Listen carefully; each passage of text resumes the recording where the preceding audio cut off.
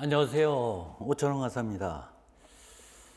자, 오늘 여러분들이 2차 시험을 보셨고요. 지금 현재 시간으로 보면 여러분들 시험 끝나고 지금 한 약 40분이 지난 이러한 시점이에요.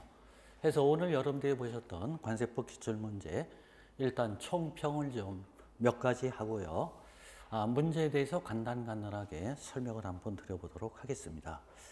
자, 우선 먼저 그동안 2차 공부를 위해서 달려온 수험생 여러분께 시험을 보느냐고 굉장히 고생했다는 말씀을 드리고요. 좋은 결과가 있기를 먼저 기원을 드리겠습니다. 그 다음에 금년도의 문제도 작년도와 같이 6개의 문제가 모두 단답형으로 출제되었고 배점 점수가 공개되어 채점을 용이하게 할 수 있도록 출제되었으며 이 채점의 공평성을 유지할 수 있도록 한 측면을 엿볼 수 있었습니다. 그 다음에 말씀드리고 싶은 것은 수험생 입장에서는 묻는 내용에 대해서만 답안을 작성하면 되므로 이 시간적 여유를 갖고 문제를 풀 수 있었다고 보여집니다. 네 번째 말씀드리고 싶은 것은 이 수험생의 변별력을 묻는 내용이라기보다는 이 채점의 공평성을, 즉 공정성을 유지하기 위한 문제로 다른 수험생보다 얼마나 암기를 잘하고 있는가를 테스트하는 이러한 문제로 보여집니다. 다섯 번째는 출제 유형에 대해서 말씀드리면요. 작년도와 같이 몇 가지를 쓰시오라는 문제가 대부분이었습니다. 6개 문제 중에서 설명하라고 하는 문제는 딱 한 문제가 출제됐고요.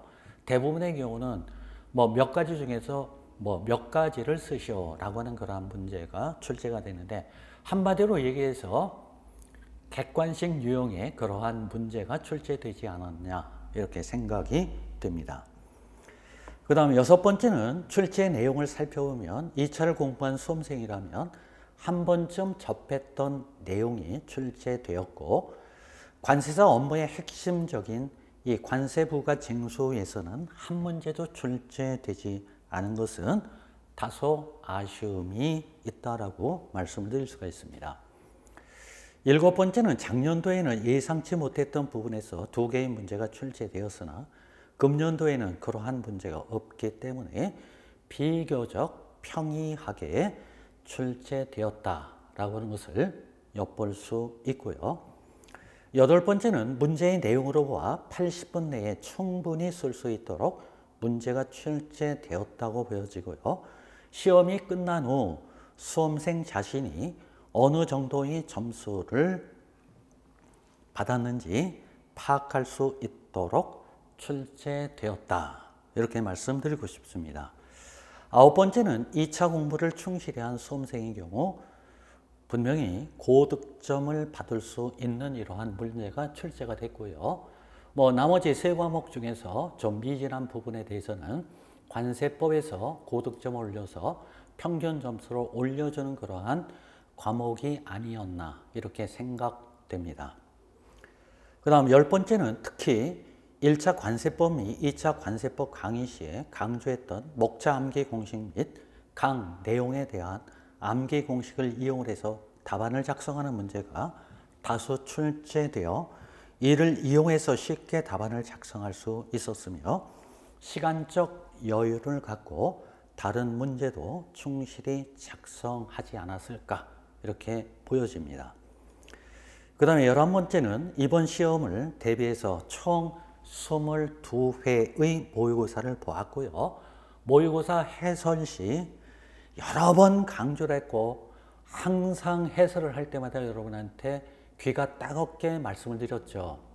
모의고사 문제를 여러분들이 업심여기고 또한 그것을 복습을 하지 않고 다른 내용을 본다라면 안 된다라고 얘기를 했죠. 그래서 우리가 이 총 22번 모의고사를 우리가 살펴봤는데요. 그 내용을 가지고 여러분들이 충실히 복습을 했다라고 하면 분명히 고득점을 올릴 수 있고요.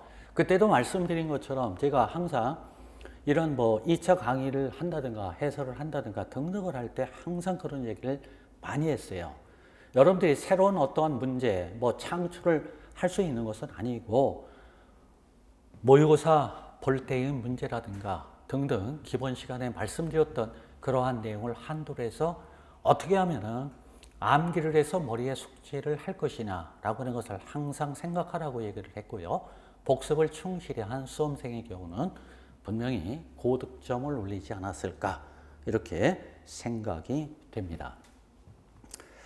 자, 합격을 하시면 뭐 더 할 나위 없이 좋겠고요. 뭐 그렇지 못한 경우도 없지 않아 있을 거예요. 저는 항상 뭐 1차 시험이다, 2차 시험이다 라고 해서 합격자 발표를 하면은 뭐 합격자의 경우는 상관이 없겠지만 불합격한 그러한 수험생이 더 많기 때문에 항상 이 시험이 끝나고 난 다음에 상당히 마음적으로 괴로운 것이 사실이고요. 또 저 자신을 다시 한번 반성하는 그러한 기회를 항상 갖습니다. 아, 내가 좀 더 충실히 좀 해줬으면 합격하지 않았을까? 제가 잘못 뭐 알려줘서 그렇지 않은가? 등등 자책감이 굉장히 많이 들고요. 뭐 등등을 하는데 뭐 불합격한 그러한 수험생의 경우 앞으로 이 2차 공부를 할 때에 이 수험생의 변별력을 측정하는 문제라기보다는 관세법의 내용을 외워서 숙지해야 하는 문제로서 각 내용에 대한 목차 및 암기 공식을 통하여 정리해야 할 것으로 생각이 되며 항상 얘기를 한 것처럼 관세자 2차 강사의 임무는 각각의 내용에 대해서 수단과 방법을 가리지 말고 어떻게 외울 것이냐라고 하는 방법론을 2차 강의를 할 때 하는 것이 강사의 임무라고 항상 얘기를 했습니다. 1차 때 공부한 것을 2차 때 되풀이해서 내용 설명을 하고 뭐 등등을 하는 것은 2차 공부가 아니라 1차 공부라고 여러 번 얘기를 했죠. 해서 설령 2차 공부를 할 때 그 내용에 대해서 약간 미진하다라고 하더라도 그것을 어떻게 외울 것이냐라고 하는 것을 항상 생각을 하라고 얘기를 했어요. 관세법 몇 조다라고 하면은 어떠한 목차로 어떻게 써야 된다, 어떤 내용을 써야 된다라고 하는 것을 여러분들이 항상 생각을 하시고 2차 공부를 1차 공부처럼 절대 하지 말라라고 하는 내용이에요. 내용에 대해서 약간 현 시점에서 미진하다라고 하더라도 2차 공부를 하면서 그 부분을 여러분들이 갖다 끼워 맞추식으로 해서 정리하면 되는 거니까 2차 공부의 경우는 뭐 관세법뿐만 아니라 다른 과목의 경우도 어떻게 그것을 외울 거냐. 뭐 작년도 올해 그 문제를 본다라고 하면 누가 더 많이 암기를 하고 있느냐, 잊지 않고 암기를 해서 숙지를 하고 있느냐의 싸움이지 변별력의 그러한 싸움이 아니라는 그러한 내용이 되겠습니다.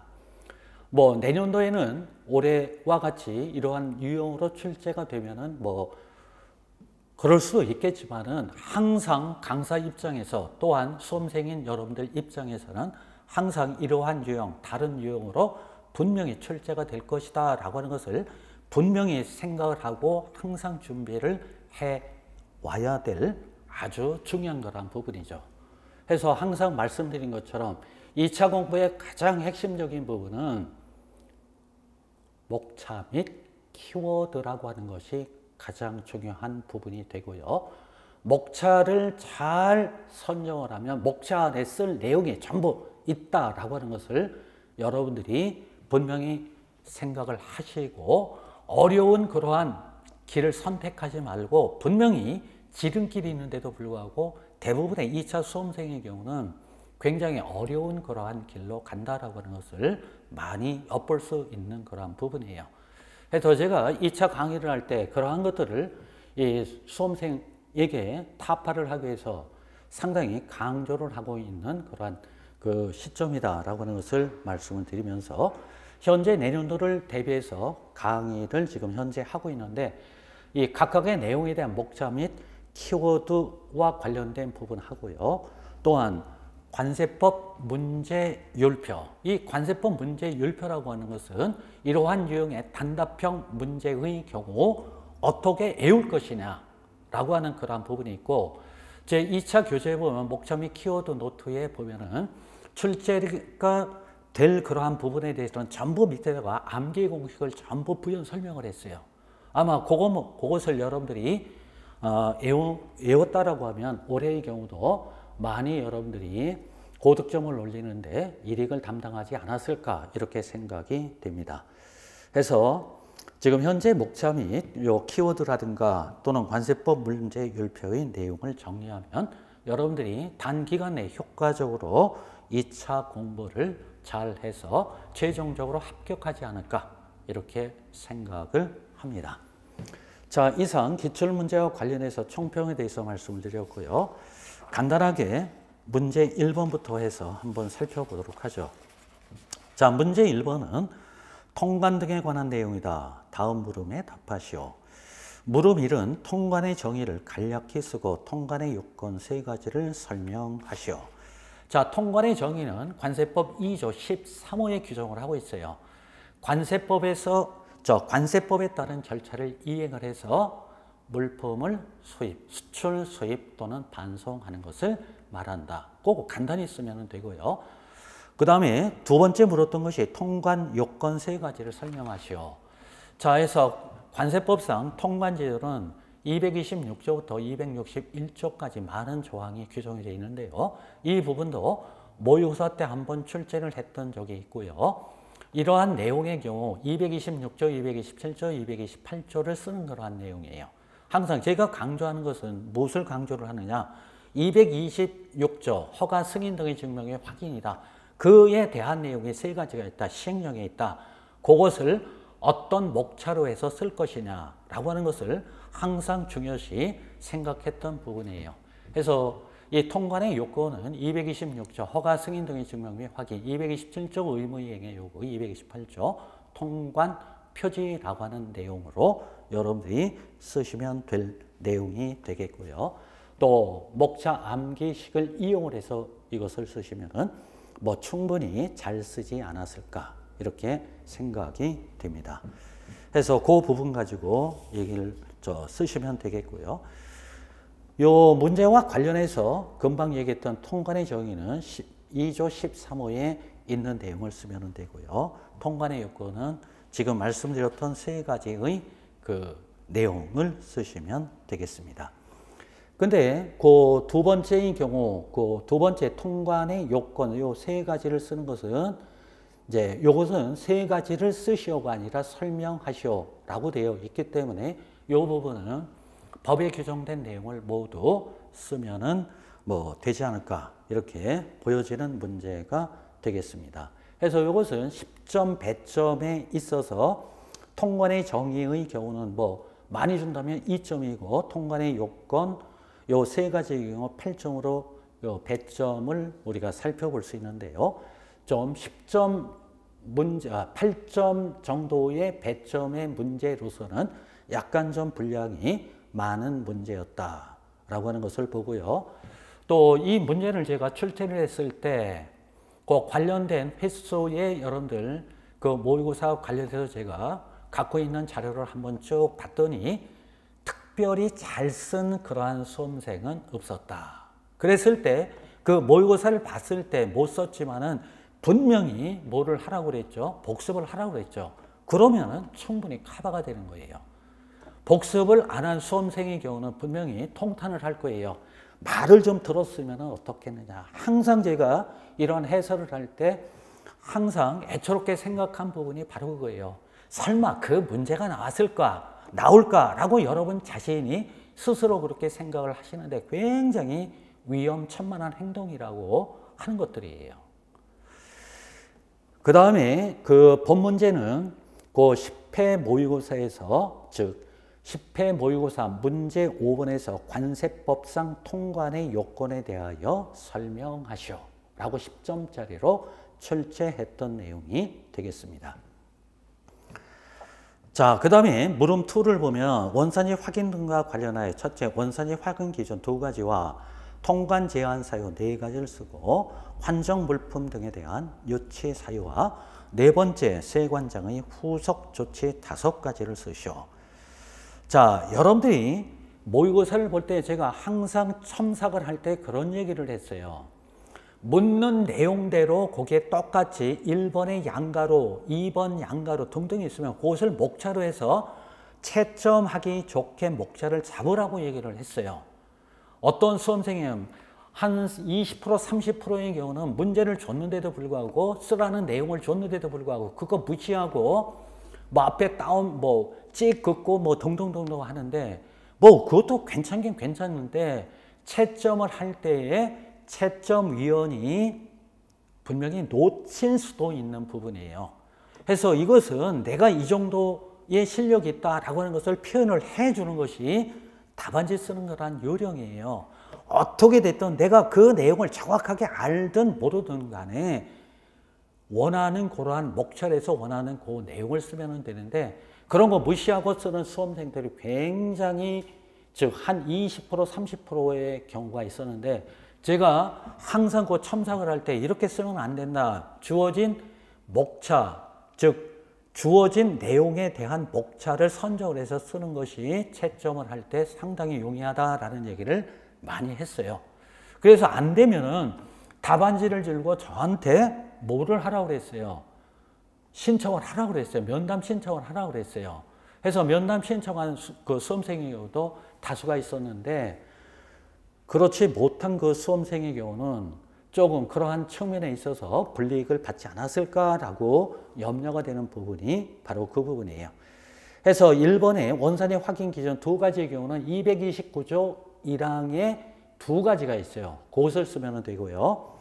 그 다음에 두 번째 통관 제한 사유 네 가지를 쓰고 이 통관 제한 사유 네 가지라고 하는 것은 원산지 확인 등과 관련하여 통관 제한 사유 네 가지를 쓰고 이 통관 제한 사유라고 하는 것은 결국은 230조하고 230조의 2 품질 등 허위 오인 표시 물품의 통관 제한이라고 하는 부분이 있어요. 그 부분은 실제 원산지와 관련된 내용은 아니지만 그거에 준해서 법의 가지 조항으로 규정이 되어 있기 때문에 그 230조에 있는 그 원산지 허위 표시 물품 통관 제한 세 가지 하고요. 230조의 2에 규정된 그 내용을 쓰시면 되겠습니다. 그 다음에 세 번째 환정 물품 등에 대한 유치 사유. 이것은 231조에 쭉 규정이 되어 있고요. 네 번째 세관장의 후속 조치 5가지를 쓰시오. 라고 하는 것은 231조 1항부터 6항까지에 있는 내용을 쓰라는 얘기가 결국 되는 거예요. 이 경우도 정답지에 있는 것처럼 그 세 번째 환정 물품에 대한 유치 사유 230조 1항을 쓰면 되고 또 네 번째 후속 조치 5가지를 쓰시오. 그것도 목차로 딱 선정을 해서 세관장의 후속 조치 5가지 해서 231조 2항부터 6항의 내용을 쓰면 되겠고요. 요거 부분도 암기 공식에 우리 목차 및 키워드 노트와 관련한 반에서 얘기를 했던 그러한 부분들이에요. 이러한 것들은 여러분들이 등한시 할 수도 있고 안 할 수도 있는 부분이 있는데 혹시 등한시 한 부분을 대비를 해서 출제가 된다라고 했을 때 230조, 231조와 관련된 목차를 암기를 해놓고 목차를 가지고 내용을 정리하면 신속하게 대처를 할 수 있다라고 이렇게 말씀을 드렸던 적이 있었어요. 제가 이 1회부터 22회 몇 회의 문제는 출제를 하지는 않았지만 결국은 제가 모의고사 출제를 할 때 이런 생각을 해요. 내가 출제위원이다라는 입장에서 문제를 한번 살펴보거든요. 그럴 때 저는 무슨 생각을 하느냐면 결국은 관세법 강사하고 출제위원의 싸움이다. 이렇게 저는 항상 생각을 해요. 그래서 그것을 기출문제 최근 거 제껴놓고 요 정도의 문제는 분명히 수험생들이 잘 정리를 했을 것이다. 그거 빼고 요 정도의 경우는 분명히 수험생들이 등한시 할 것이다 라고 예측을 해요. 그 경우가 작년도에 예상치 못했던 두 문제가 출제가 됐고요. 올해도 제가 이따 뒤에서 얘기를 하겠지만 환급특례법 23조 벌칙에 대해서 쓰라라고 할 때 그 모의고사를 보고서 내가 이걸 왜 출제를 했지라고 하는 것을 한번 생각을 할 때 저는 환급특례법에서는 분명히 그 소해랑 사전 심사 제도와 관련해서 이제 언급이 될 것으로 1순위로 뽑았던 부분이에요. 그것을 제껴놓고 나머지의 경우 일괄납부 및 사후정산제도와 환급 방법이다, 뭐 요건이다 등등 그것은 여러 번 출제됐기 때문에 분명히 환급특례법 한 문제를 분명히 낼 건데 낼 것이 없다. 그러면 23조 벌칙조항과 관련된 부분은 분명히 한 번쯤 건드릴 것이다 라는 그러한 생각으로 해서 출제했다라고 하는 것을 말씀드리고요. 그거 이외에 그 출제위원들이 그러한 두 가지를 제외한 나머지 사이드 문제라고 해서 그 문제하고 한 문제가 더 출제된 것을 이제 이렇게 생각을 할 수 있어요. 그러니까 항상 출제위원하고 강사하고 결국 두뇌 싸움이다. 그래서 얼만큼 여러분한테 좀 뭐라고 그럴까요? 뭐라고 표현하면 좋을까요? 좀 모의고사에서 본 내용 중에서 많이 출제가 됐으면 하는 그러한 그 내용으로 해서 항상 모의고사를 출제를 하고 있다라고 하는 것을 볼 수 있습니다. 그래서 뭐 그 정도 말씀드리고요. 일단 뒤에 가서 결론에서 한번 더 말씀을 드리도록 하겠습니다. 그래서 환정물품에 대한 유치 사유라든가 후속 조치의 경우 231조와 관련된 그러한 내용이 되고요. 그래서 그 뒤에 그 내용을 본 문제와 관련해서 그 두 번째 보면은 1항 내지 6항의 내용을 기술하면 되는데 본 문제에서 이 내용을 목차를 평소에 정리하면 쉽게 기술할 수 있을 것이다. 이에 대한 목차 암기식은 쭉 해서 환정불품에 대한 유치에 있어 유치 사실의 통지에 따라 수정 등의 명령이 이행되면 유치를 해제하고 이행되지 않으면 유치 물품을 매각하게 된다.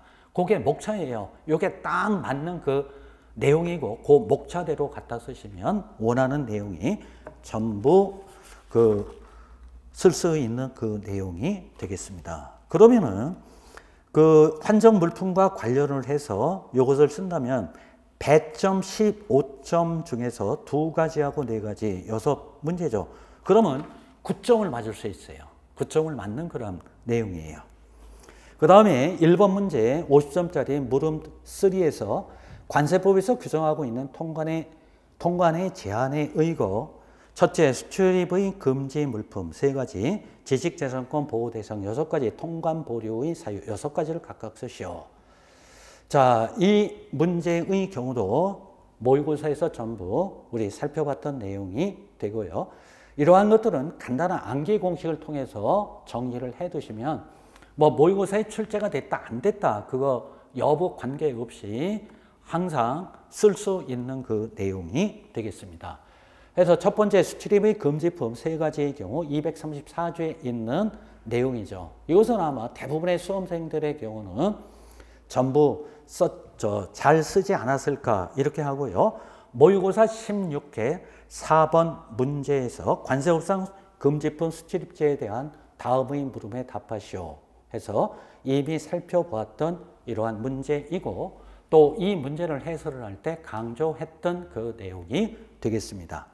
그래서 3가지의 경우는 여러분들이 당연히 정리를 했을 내용이 되고요. 두 번째, 지식재산권 보호 대상 6가지. 이것은 235조 1항과 관련된 내용이에요. 자, 이것도 암기 공식 있죠. 상품을 저지하면 특허권 및 디자인권을 보호할 수 있다. 상표권, 품질 보호권, 저작권, 지리적 표시권, 특허권 또한 디자인권 이거예요. 그거 쓰면은 간단하게 6점을 맞을 수 있는 부분이에요. 6점 맞는다라고 하면 그 정도 수를 6점 맞는다라고 하면 굉장히 큰 점수가 되겠죠. 그 다음에 세 번째 통관 보류의 사유 6가지를 쓰시오. 이 통관 보류와 관련된 부분도 우리가 이미 그 문제에서 살펴봤어요. 모의고사 4회 문제 4번에서 통관 보류 사유와 절차에 대해서 설명을 하시오. 작년도에 법 개정이 되면서 여지까지는 통관 보류 사유에 대해서만 규정을 하고 있는데 통관 보류 사유와 관련된 절차적인 부분이 미흡해서 작년도에 추가 신설이 됐다. 이것도 꼭 여러분들 봐야 된다라고 해서 말씀을 드렸던 내용이 되고요. 이것도 목차 및 키워드 노트에 보면은요. 암기 공식이 있어요. 그것을 이용을 하시면 여러분들이 전부 쓸 수 있는 그 내용이 되겠습니다.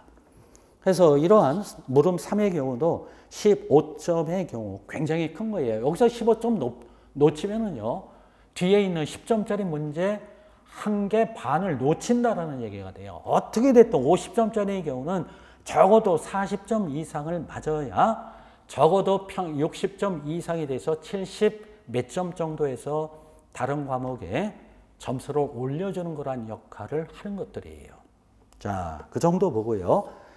그 다음에 물음 4를 보면 관세청장이나 세관장의 보세구역 반입명령 사유와 두 번째 반입명령 대상 물품 두 가지를 쓰고 관계 당사자, 즉 반입 의무자, 관세청장 또는 세관장의 후속 조치 네 가지를 쓰시오. 이 내용도 이미 우리가 문제화해서 살펴봤던 그 내용이 되겠습니다. 그래서 이 문제인 경우도 모의고사 15회 문제 3에서 풀어봤던 문제죠. 관세법상 보세구역 반입명령에 있어 의, 반입명령 대상, 반입절차, 반입물품에 대한 조치에 대해서 설명하시오 라고 10점에서 살펴봤던 그 문제가 되겠고요. 제가 이 문제를 출제를 할 때 모의고사 출제 시 정답지에 언급했던 내용이 있어요. 그것을 잠깐만 얘기를 하면 그 문제를 출제와 관련해서 관세부 238조에 규정된 보세구역 반입명령 제도는 작년도에 법 시행령이 개정되었다. 본 문제와 같이 단독적으로 출제될 경우도 있고 아니 또 혼합형 문제, 예를 들어 관세법상 통관의 제한으로 출제됐을 때 써야 되는 내용으로 정리를 해야 한다. 문제와 같이 쓸 목차를 주어졌을 때 특히 반입절차, 반입물품에 대한 조치의 내용에 대하여 쓰려면 평소 정리를 해야 쓸 수 있는 것임. 여러 번 얘기한 것처럼 본 내용을 잘 정리하려면 238점이 245조에 규정된 항별, 즉 제목, 목차를 부여하고 순서별, 절차별로 목차를 나열하여 외우고 목차 제목을 이용하여 내용을 정리하면 본 문제의 목차 암기식은 다음과 같으니 참고할 수험생은 참고하세요 라고 하면서 밑에다 목차 암기 공식을 밑에 부연 설명을 해놨어요. 요거 그대로 갖다 쓰면은 요 물었던 내용에 대해서 여러분들이 굉장히 잘 쓸 수 있는 내용이 되고요. 10점 맞아요. 그 부분이에요. 자, 해서 그거 뭐 말씀드리면 되겠고요. 자, 이렇게 해서 문제 1번 50점짜리와 관련해서 10점, 15점짜리 두 개, 10점짜리라고 해서 50점자 관련된 내용이 되는데요. 어느 정도 공부한 수험생의 경우는 아마 한 4.5점 정도 맞지 않았을까라고 예측되는 부분이에요. 그러면은 끝난 거예요. 나머지 5개 10점짜리 중에서 넉넉하게 10점짜리 3가지 정도만 쓴다라고 하면 뭐 충분히 75점 이상을 맞을 수 있는 내용이에요. 자, 그 다음에 문제 2번 수출용 원전에 대한 관세 등 환급에 관한 특례법, 즉 환특법 23조의 벌칙 5가지를 쓰시오. 자, 이 문제도 모의고사 7회 때 뭐라고 출제를 했느냐라고 하면 7회에서 환급특례법 23조 가로 벌칙의 내용을 설명하시오 라고 출제를 했어요. 거의 뭐 비슷하다. 뭐 5가지를 쓰라고 했는데 벌칙 23조 내용을 쓰라는 얘기는 결국 5가지예요. 그 문제예요. 그래서 이것은 환급특례법 23조 1항, 2항, 3항, 4항, 5항을 쓰면 돼요. 정답지에 있는 것처럼 그 제명을 쓰고 부연 설명을 해줘도 좋고요. 아니면 1번에서 23조 1항에 있는 내용을 쭉 써도 관계는 없는 내용이 되겠습니다. 자, 이거 복습하셨으면은 아마 시험을 보면서 야, 이런 문제 나왔구나. 내가 정리 잘했구나. 라고 생각을 분명히 하셨을 거고요. 복습을 등한시 하면은 쓰면서 좀 말 좀 들었으면은 충분히 이거 10점 맞지 않았을까 이렇게 생각하는 문제라고 할 수가 있습니다. 저는 여러분들이 전부 분명히 복습을 열심히 해서 전부 잘 쓰지 않았을까라고 생각을 하는데 한편으로는 약간 좀 그런 면도 없지 않아 있어요. 알아서 생각을 하시면 좋겠고요. 그럼 문제 3번을 보면은요. 관세법상 98조 1항 재수출 기간별 감면율 적용 기준 5가지를 쓰셔. 솔직히 문제 3의 경우는 모의고사에 안 냈어요. 모의고사에 안 냈어요. 내려고 솔직히 생각도 안 했어요. 근데 이러한 문제의 경우는 1차 때 또는 2차 때 암기 공식을 반드시 좀 암기를 하라라고 얘기를 했고, 제가 1차 때 상당히 많이 얘기를 했고 2차 때에는 암기 공식만 얘기를 했어요. 그러면서 1차 때 뭐라고 얘기를 했냐면, 여러분들 맥주 먹을 때 안주 뭐 먹느냐, 어떤 여학생이고는 오징어, 뭐 노가리, 뭐 수박, 뭐 등등을 얘기했는데, 앞으로 맥주 먹을 때에는 그런 거 먹지 말고 육포를 먹어라 라고 해서 육포를 바로 몇 개? 30개. 그거만 딱 정리하면 돼요. 그것만 가지면 되겠고요. 요 정답지에는 98조 1항에 있는 본문 내용을 썼는데, 이거는 굳이 여러분들 자신 있으면 쓰면 좋고요. 자신 없으면 그거 놔두세요. 안 써도 돼요. 액면 그대로 묻고자 하는 1번, 2번, 3번, 4번, 5번 해서 육포할 때 6이라는 얘기는 재수출 기간이 6개월 이내인 경우 육포를 85라는 얘기는 85%라는 얘기예요. 즉 6개월 이내인 경우에는 해당 물품에 대한 관세액의 100분의 85. 그러면서 85에서 뭐를 빼라고 그랬죠? 15를 빼면 제일 끝에 가면 25가 나오는 것을 방지하기 위해서 육포를 바로 몇 개? 30개. 요거 가지면은 뭐 정리를 했던 모의고사에 출제를 했던 안 했던 이거와 관계없이 이러한 것들은 여러분들이 충분히 대처할 수 있는 것들이에요. 자, 그거 좀 여러분들 생각을 한번 해보시고요. 그 다음에 문제 4의 경우는 관세법령상 시행령 185조 제1항 보세사의 직무 5가지만 쓰시오. 보세사 직무 5가지만 쓰라고 했으니까 보세사 직무 5가지만 쓰면 돼요. 거기에 뭐 보세사가 어쩌고 뭐 불필요 묻지 않은 내용을 써도 상관은 없는데 점수에 영향을 미치는 것도 아니고, 쓰면은 뭐가 문제가 되냐면 뒤에 시간, 그거 쓰는 시간이 뒤에서 없어져요. 그거 쓰는 시간의 경우 뒤에 있는 문제를 못 쓰는 거예요. 그래 항상 얘기를 했죠. 모의고사 때 묻는 내용만 충실히 쓰는 것이 가장 현명한 방법이다. 거기다 부연 설명하고 등등 그것은 불필요하다라는 얘기를 상당히 많이 했어요. 그래서 우리 관사 입장에서 보면은 이 과거에 보세 판매장과 관련을 해서 이제 여러 문제가 출제가 되는데, 그때 제가 무슨 얘기를 했냐. 보세 판매장은 솔직히 우리 관세사의 입장에서 그 보세 판매장에 들어오는 물품에 대해서 통관을 하는 것이지만, 출제 내용을 본다면 그것은 모두 여기서 물었던 보세자가 할 일인데, 보세자와 관련된 내용인데, 그것을 관세사 시험 문제 낸다라고 하는 것은 조금 좀 그렇지 않을까라는 얘기를 그 당시에 했고, 또 제가 수업 중에 그런 얘기를 했어요. 그거와 관련해서 문제와 관련해서 뭐 어떤 사람한테 한번 얘기를 했던 적이 있다라고 이렇게 말씀드린 적이 있어요.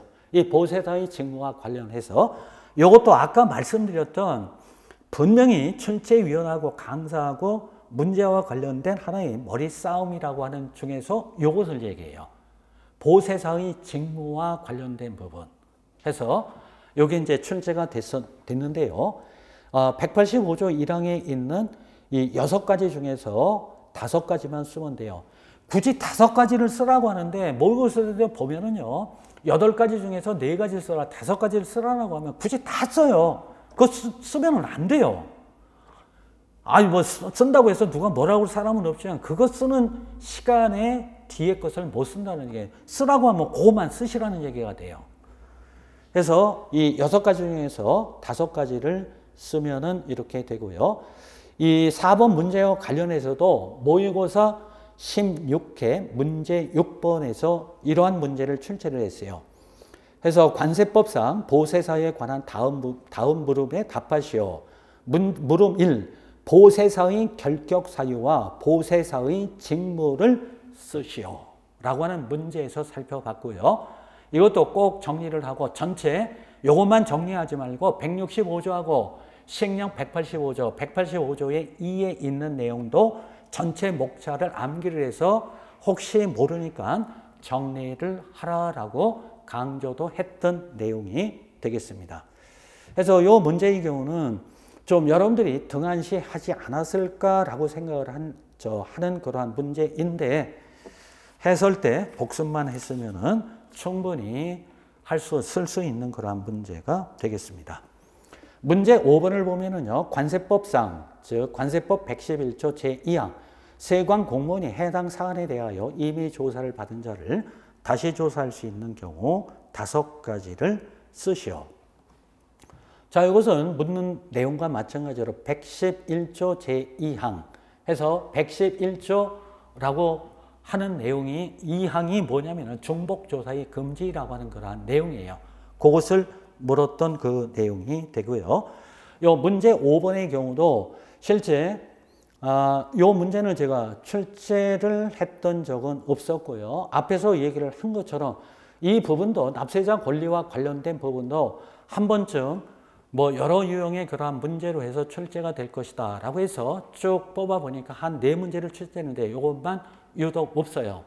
유독 없다고 하더라도 이것을 2차 때 얘기를 할 때 이러한 문제에 갑작스럽게 출제되는 것을 대비를 해서 암기 공식을 통해서 정리를 하면은 모의고사에 뭐 출제를 했다 안 했다 출제를 하면 좋겠죠. 그렇지만 그렇게 빠지는 부분도 없잖아 있어요. 그러한 것들은 암기 공식을 통해서 정리를 해 놓으면은 준비가 충분히 될 것이다 라고 얘기를 했던 적이 있어요. 그래서 이 암기 공식의 경우도 관세 포탈 등의 혐의가 있는 거래 상대방을 조사하거나 재조사 결정에 따라 재조사를 하는 경우와 금품 제공을 하거나 알선한 탈세 혐의가 있는 자가 중복조사의 대상이 된다 라고 하는 내용을 가지고 하나하나 무엇을 암기를 할 것이냐 간단하게 암기 공식을 만들어서 그것을 법상에 있는 내용 하나 틀리지 않고 평소에 정리를 하면은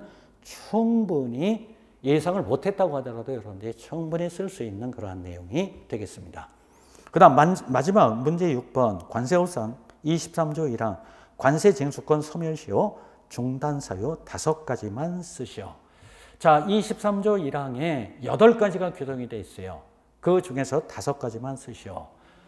자, 이 내용도 모의고사 문제를 한번 살펴봤더니 2번째가 출제를 했어요. 모의고사 3회 문제 3번에서 출제를 했고요. 또 모의고사 20회 문제 3번에서 징수권 소멸시효의 중단 및 정지에 대해서 설명을 하시오 라고 얘기를 했고 이러한 것들은 특히 이 문제는 납부 의무의 소멸과 관련해서 20조, 21조, 22조, 23조, 시행령 6조, 7조와 관련된 내용으로서 조문은 몇 개 없지만 정리할 것이 안팡지게 많다. 안팡지게 많다라는 얘기는 애울 것들이 상당히 많다라고 해서 3가지 부가권, 징수권, 환급, 청구권 비교해서 의 부분하고 기간하고 기산일 뭐 등등해서 설명드렸던 내용이 있고요.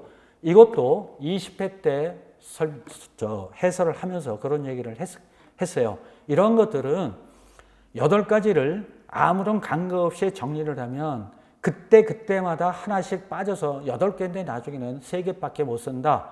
이것은 암기 공식을 갖고 하라고 했죠. 암기 공식 여러분들 다 아실 거예요. 납부 공고는 교통경찰관이 압류하지 못한다. 그러면 모든 거 끝.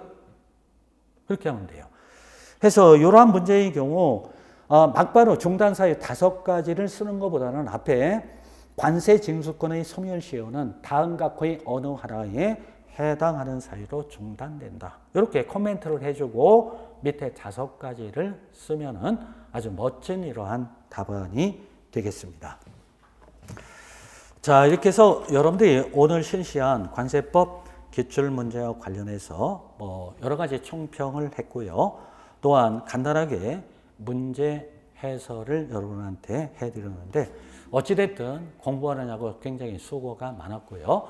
좋은 결과가 있기를 기원을 하고요. 혹시 합격하지 못했던 그러한 수험생의 경우는 다시 한번 마음을 추스려서 내년도 대비를 해서 계속해서 정진을 하면은 되지 않을까 이렇게 생각을 하고요. 하여간 수고하셨다라고 하는 것을 마지막으로 말씀드리면서 이상 마치도록 하겠습니다. 고맙습니다.